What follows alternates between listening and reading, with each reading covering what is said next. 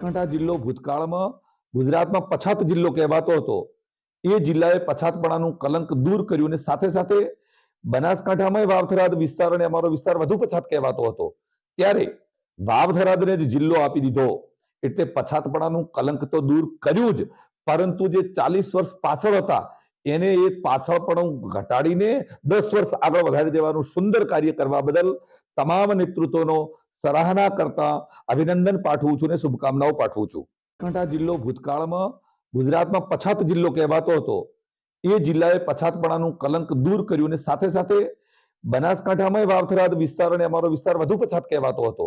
ત્યારે વાવ-થરાદને જ જિલ્લો આપી દીધો એટલે પછાતપણાનું કલંક તો દૂર કર્યું જ, પરંતુ જે 40 વર્ષ પાછળ હતા એને એ પાછળપણું ઘટાડીને 10 વર્ષ આગળ વધારી દેવાનું સુંદર કાર્ય કરવા બદલ તમામ નેતૃત્વનો સરાહના કરતા અભિનંદન પાઠવું છું અને શુભકામનાઓ પાઠવું છું.